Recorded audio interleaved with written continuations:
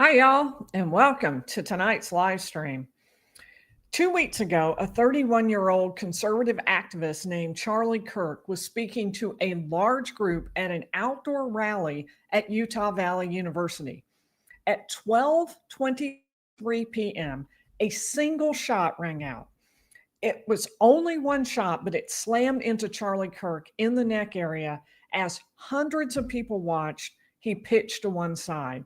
And just over 2 hours later, at 2:40 p.m., President Trump announced that Kirk had died.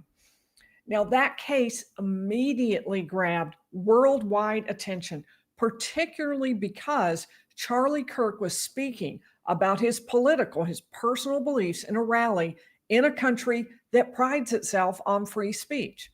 Authorities say he was targeted by a 22-year-old named Tyler Robinson, who vehemently disagreed with what Charlie Kirk had to say.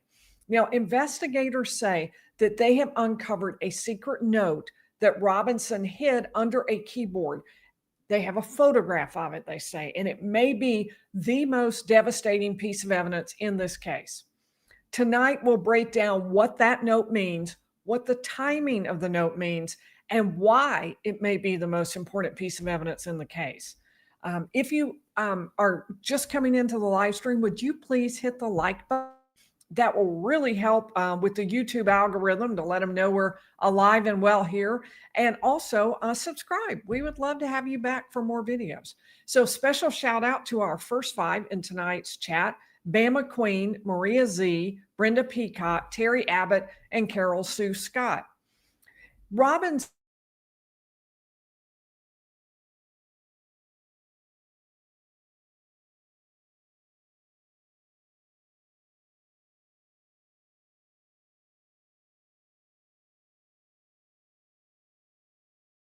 FBI was telling Fox News Digital that Robinson's roommate was not just his roommate, but also his transgender romantic partner, and that the roommate was cooperating in the investigation against Robinson. Tonight, we are going to be looking at text messages between Robinson and that roommate. We're going to be talking about the note that Robinson left for his roommate. I think this case matters. I think it's very important because I do believe it's a test of who we are. I think it's a test of whether we really believe in free speech, even from people we disagree with. And it's also a test very much of whether we believe in fair trials, even for people we believe are guilty or even for people we disagree with. I believe in both things: free speech and free trials, or free and fair trials. I don't think our nation really has any real meaning unless we keep both of those things. But for us to be able to do that, to ensure that we are doing it, I think we have to have facts. I think our discussion on this channel has to be rooted and be as fact-based as we can get, without rumors, no internet speculation, no guesses. I want to present the truth to you as best as I can find it. So in my last video, I went over the prosecution's allegations against Tyler Robinson. Today, I want to look at those text messages between Robinson and his roommate, and the one piece of evidence that is probably the most important of all legally, and that's that note under the keyboard.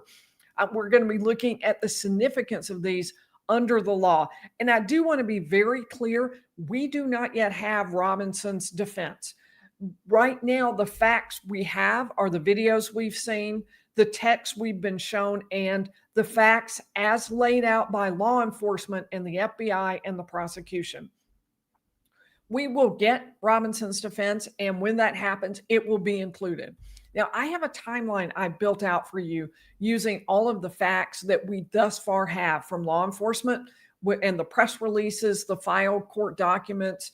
If there's enough interest, I'll cover my entire timeline in a different video with you. Let me know in the comments if you would like to see that whole outline, that whole timeline I have for you. Tonight, though, we're just going to be covering the part related to the text messages. We know they start on September 10th, and we know they end on September 11th when Tyler Robinson turned himself in to the police. We don't have the exact times that the text messages were sent. And for some of them, we have to even guess as to the date, although I think it's somewhat clear on those. But that exact timing, that may not really matter so much in terms of Tyler Robinson, but it does matter from the roommate's perspective. We'll talk about all that tonight as we look at those. Before we look at those, though, I have also done a graphic for you on what the law is that is going to apply, because it's really impossible to understand why the text messages are important if you don't understand yet what the law is going to be that's going to apply. So this is going to help you understand why the exact wording in some of these texts is so important to the state's case and why it means some big headaches for Tyler Robinson's legal team. So let me add this graphic I did to the stage, and there you will see, I'll do a quick overview for you. Let's see if this, yeah, that'll work fine. Okay. So it's there are a total of 7 different charges against Tyler Robinson. You can see I marked 2 in red. Those are counts related to the aggravated murder and felony discharge. Those are felonies, first-degree felonies, may I add.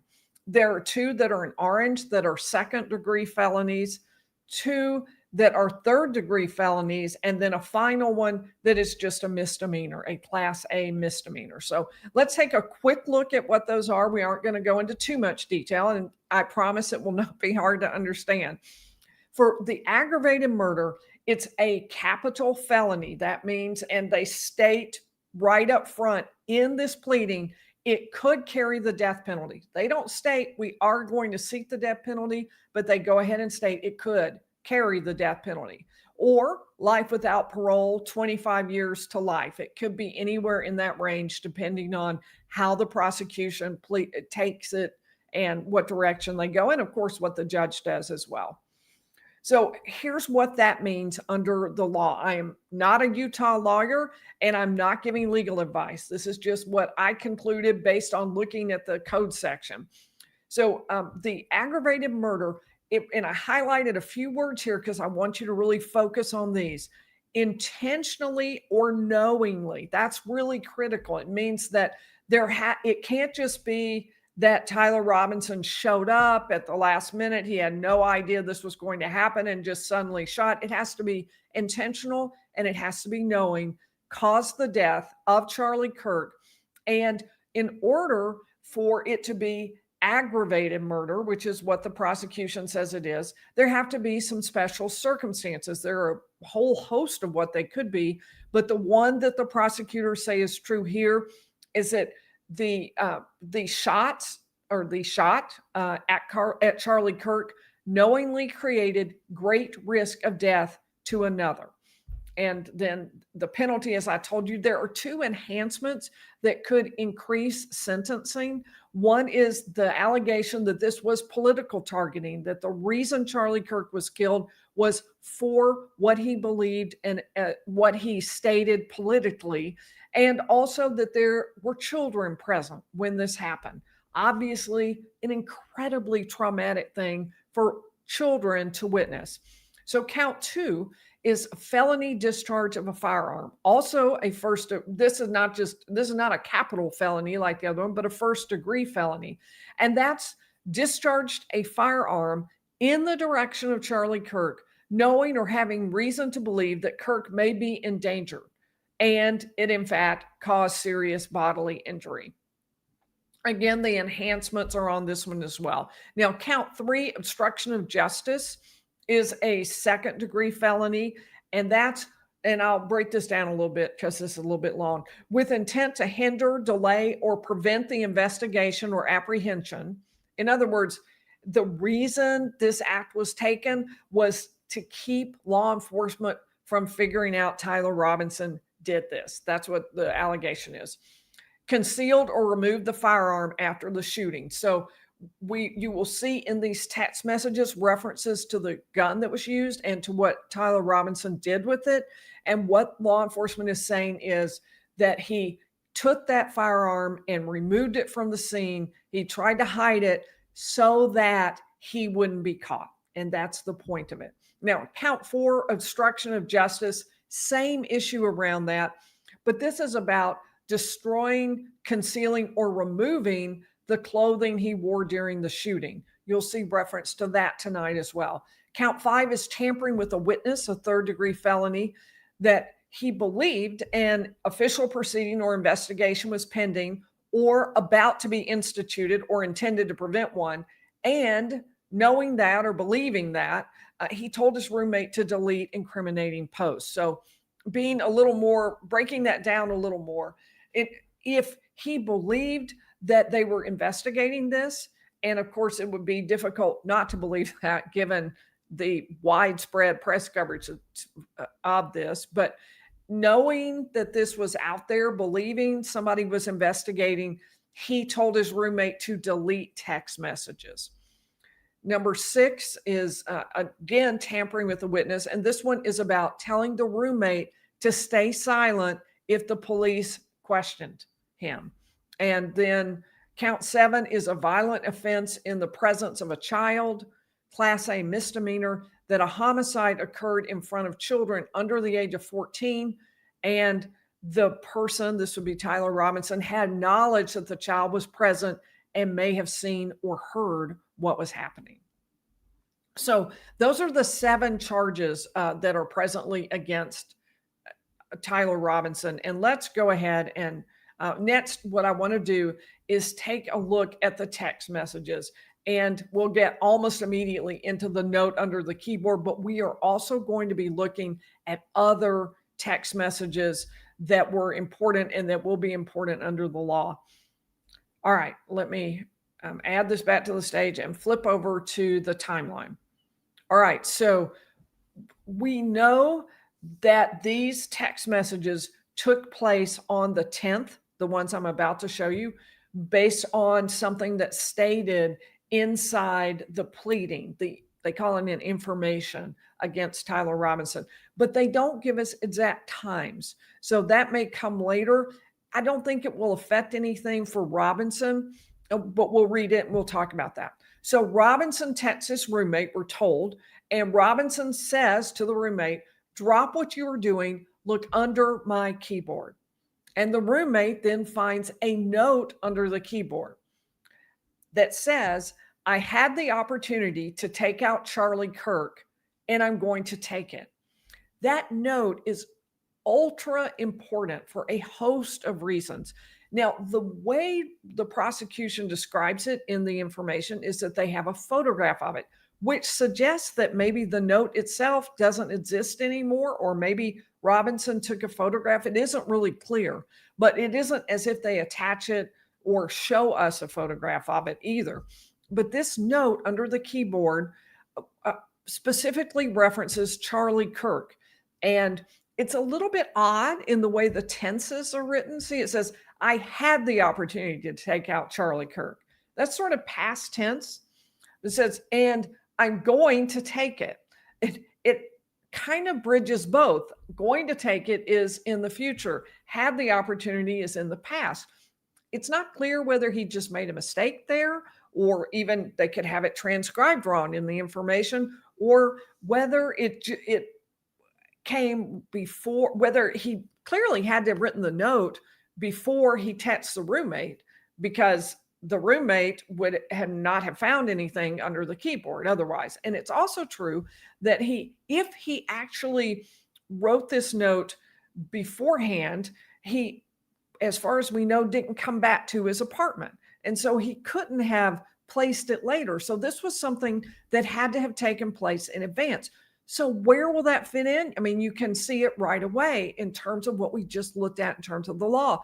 This is going to be where the state is going to say, look, he knowingly and intentionally did these things. He saw an opportunity, as he says, to take out Charlie Kirk, and he's going to take that opportunity. He intended this and planned this. We'll see more reference to that, but this note is exactly what the state is looking for, to suggest motive, to suggest opportunity, and to suggest pre-planning.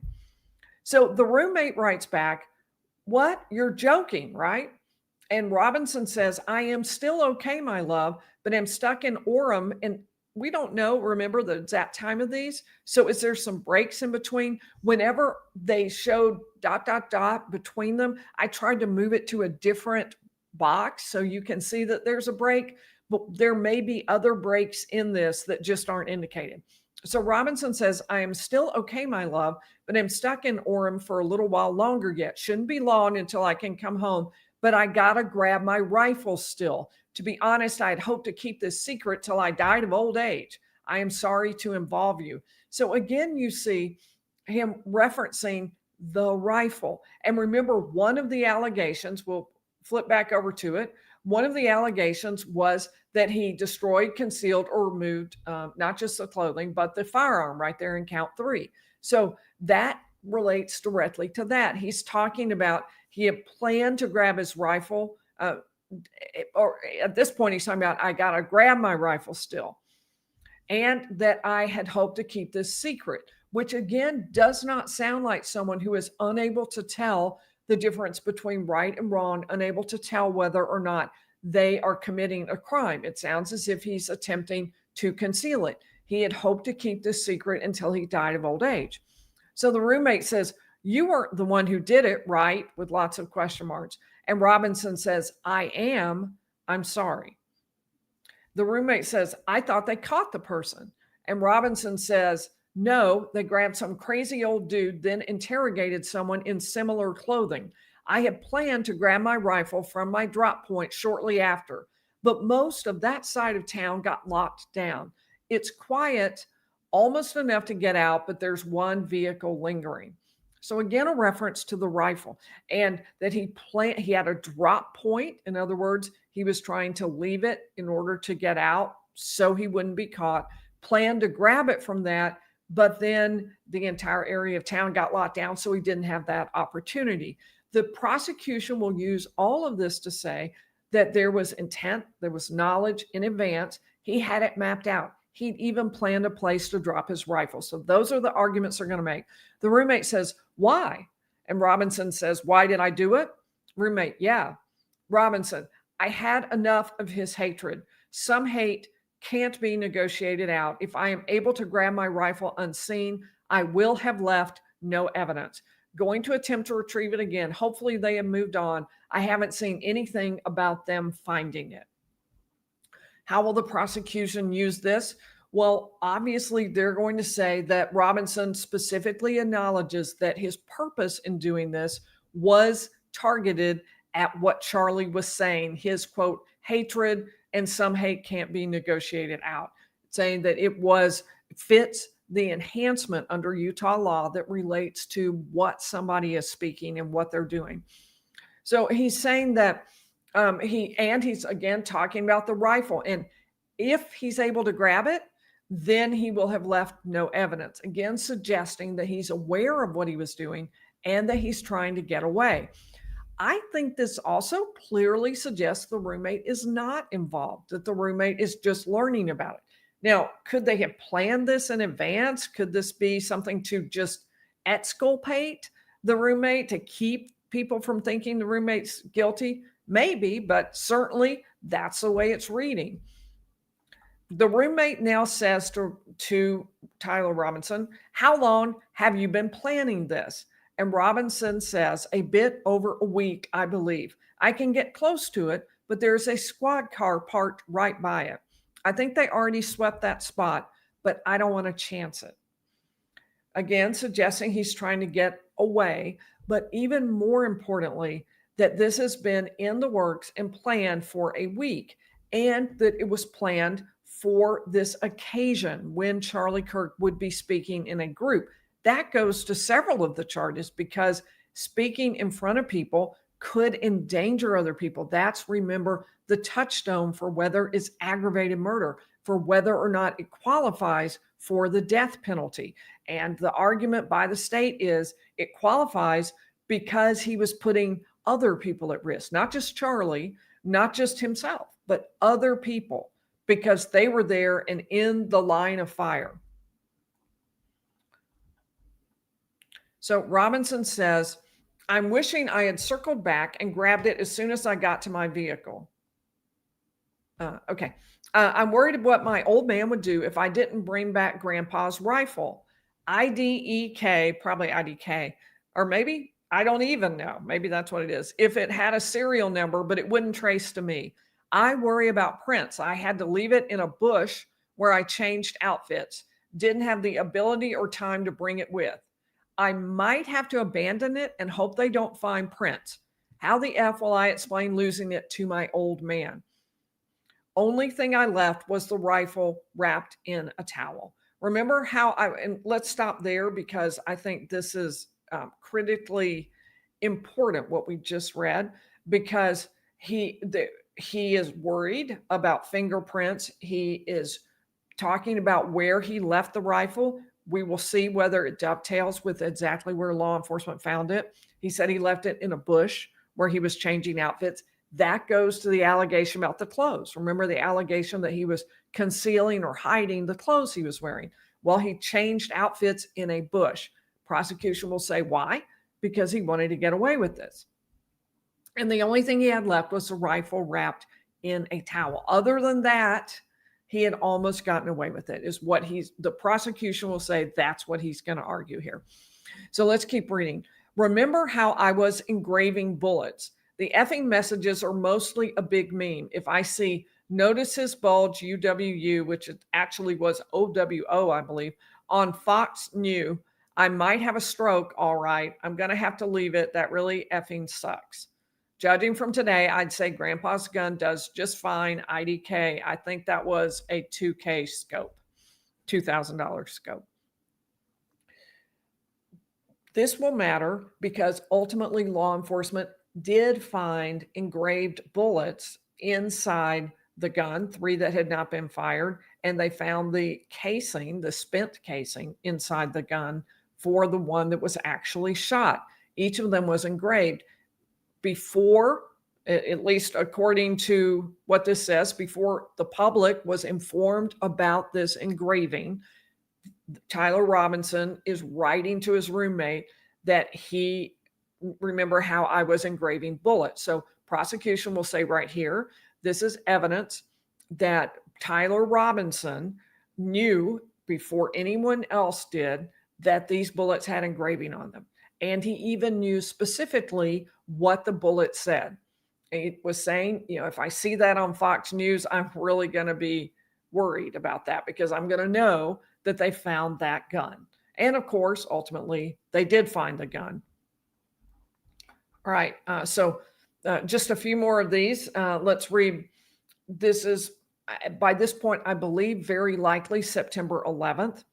And I say that because that was the day that some information was released that Tyler Robinson's mother saw, and she called him, and then she talked to the father, according to what prosecution tells us. So Robinson wrote on this day to his roommate, delete this exchange. Apparently, the roommate did not, or we wouldn't have either. The roommate didn't do it, and that's how we have access, or maybe law enforcement was able to retrieve it anyway, even if it was deleted.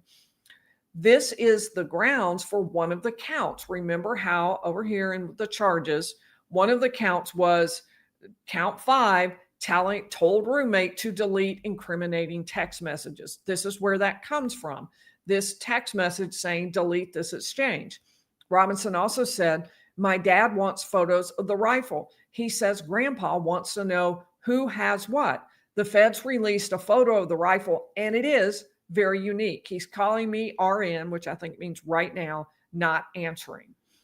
Again, related to the rifle and the particular type of rifle that was found by law enforcement and shot, and that was used to shoot Charlie Kirk. Now, does it all match up? We will see what Robinson's argument is about this, but you can see this is where the prosecution is going to be pulling the argument from.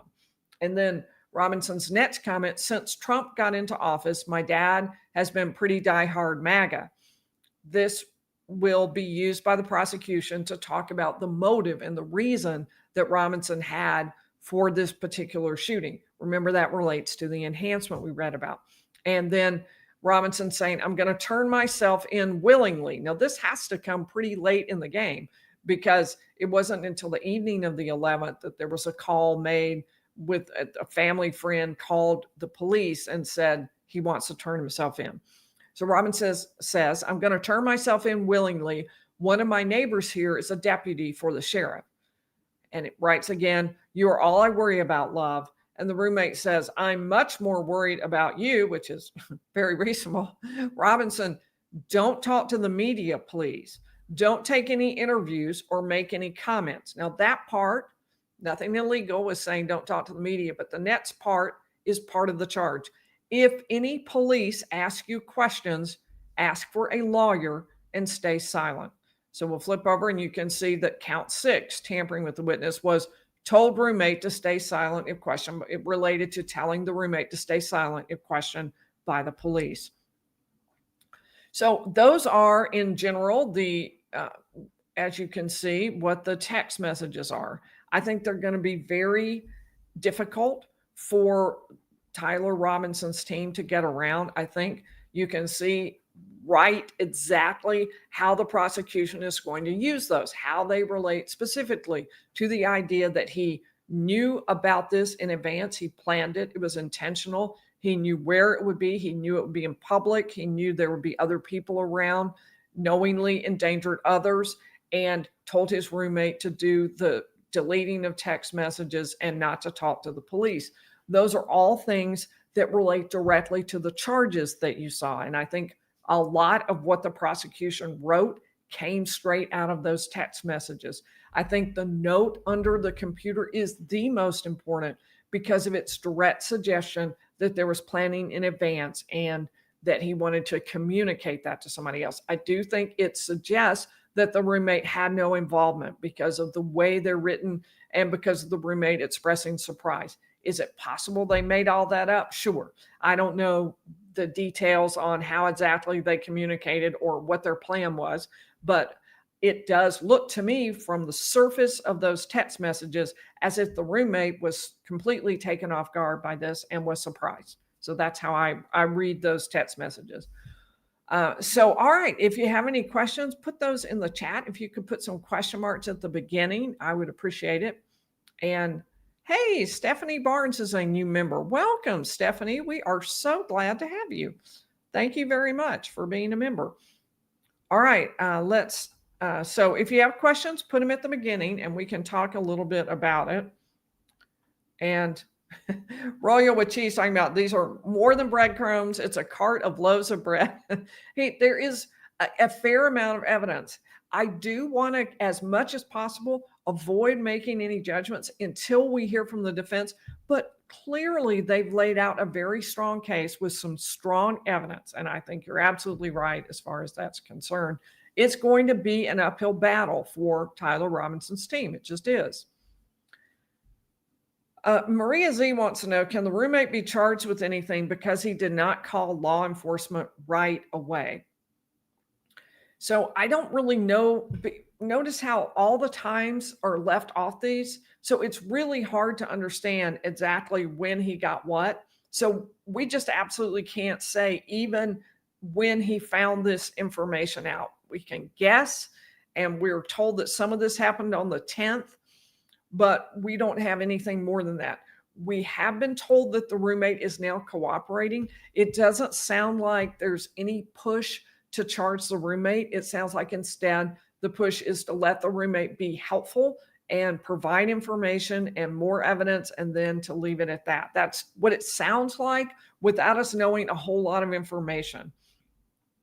But it does seem like he learned about Tyler's involvement on the 10th. It does seem like that, but we just honestly don't have enough information to be able to say that for sure. All right, so looking for those question marks at the beginning. Here's something from Justice Lover 23. Why didn't they use screenshots of the text? It's made people question their legitimacy. It was frustrating because I had to type everything out over again. It was really frustrating about that they didn't just put that in there. I don't know why they didn't. I think it would have been better, but let me give you a couple of thoughts I had about that. One is they clearly left out some text messages because of the fact that they put ellipses in to indicate, okay, we're going to stop this little section and go here. I don't know what they left out, but maybe they felt like just to make sure nothing leaked other than what they wanted to put in the information, they only put in the ones that were specific and that they needed. And maybe they decided not to do it that way. As long as ultimately the text messages completely reflect what they put in there, I think that's fine. I think I would personally, I'm going to assume that's the case until we get to it. But I am certain that if that's not the case, the defense will let us know, because that would be appalling. Kim wants to know, how many copies should there be for the charging documents? I have a copy showing the date of the text messages as September 10th, 2022, not 2025. So clearly it should say 2025. So that would have been a big error if somebody did that. It would have been a typo, but it would have been an error. Guest asking, what do you make of reports that the roommate has disappeared? I did see that today. And my guess is that it's disappeared not from the police, as in ran from the police, but disappeared in the sense that wants nothing to do with the incredible press and media attention that has to be on this case. It has to be brutal. It reminds me sort of what people went through, the roommates went through in the Brian Koberger murder trial, and after his arrest, and even before that, the roommates of the four students who were murdered. So that was my guess, but I didn't fully read that. I just saw the headline that the roommate had disappeared. I don't know any details, obviously. Thank you, Neurosite Zena. I really appreciate this. I don't think we can completely run from this case. I realize it has political overtones, and I hate that. I avoid that. Like I said yesterday or night before last, I avoid that like the plague. But I don't think we can. I don't think we should avoid that in this case. I think it would be a mistake to do that. I think we need to face this and talk about it. I think we need to address the very hard issues that this raises, and we have to answer those questions. I think it speaks a lot to who we are as we do that. Angie wants to know, why send the messages at all? Seems the messages incriminated him worse. Why? Just a really good point, Angie. Can't make sense of sending the messages. Would have been a very difficult case without them. Angie, great point. Now, it looks like they would have probably cracked the case anyway. And the reason is they did find the gun. They were publicizing that. Tyler Robinson's father noticed that it looked like his son's. They had the video, and the video showed somebody, and Tyler Robinson's mother looked at it and thought it looked like her son. And then she mentioned it to the dad, and he agreed it looked like their son. Those facts I just told you are based on what the prosecution claims in the document, the charging document against Tyler Robinson. But none of that is anywhere near as incriminating as the note under the keyboard and the text messages. That's really, really incriminating. My guess is he just thought to himself that no one would find out. I think that's what the prosecution will say happened, but it doesn't make a lot of sense. It's really counterintuitive that he would do that. Counterproductive for sure. And it's definitely put the roommate in a very awkward, very bad position as a result. All right. Looking for Karen, is temporary insanity a viable defense for this young man? Karen, that it would obviously be something that his lawyers might consider and think about. We even heard today that Tyler Robinson is still under special custody, which could indicate they were looking potentially at some kind of mental issue, or could just be that he needed extra protection. We don't really know anything about it. We haven't been given details about why it occurred, but obviously defense lawyers are going to be looking at that issue. I think it's going to be hard to do because it's got to have been at least a week-long insanity, right? It can't just be temporary in the sense of that moment in time he snapped. It can't be anything like that, because he says in those text messages that a week earlier, he'd been planning this for a week. And you can see the planning. He had a drop point. He had a bush where he changed. There were things he did and he left a note in advance. All of those things were part of the planning that the prosecution will point to.